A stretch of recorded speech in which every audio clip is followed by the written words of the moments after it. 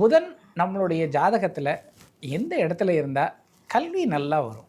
புதன் பகவான் வந்து அதாவது புத்திகாரகன் அப்படின்னு சொல்லுவோம். கேத்து வந்து ஞானகாரகன், புதன் வந்து புத்திகாரகன்.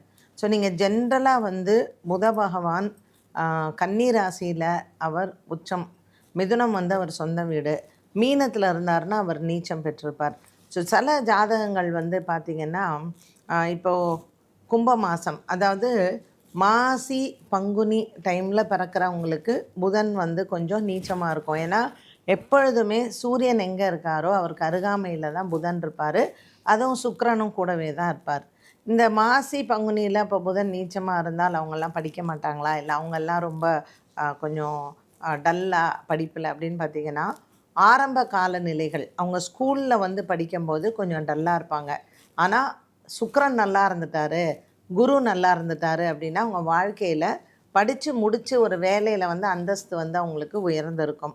புதன் மீனத்தில் இருக்கும் பொழுது அவர் நீச்சனாக இருந்தால் படிக்க மாட்டாங்க அப்படிங்கிறதெல்லாம் கிடையாது. பட் அந்த ஸ்லோ பிக்கப் அப்படிங்கிறது ஒரு சிலர் ஜாதகத்தில் வந்து உண்டு.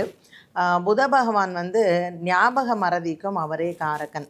அதனால் அவர் வந்து ஒரு சனியோடு சேர்ந்திருந்தார் அப்படின்னு சொல்லும் பொழுது அவங்களுக்கு ரொம்ப ஞாபக மறதி இருக்கும். படிப்புலேயுமே பசங்களுக்கு வந்து பார்த்திங்கன்னா ஒரு ஆர்வம் இருக்காது. புஸ்தகத்தை திறக்கும் போதே கொட்டாய் விடுவாங்க.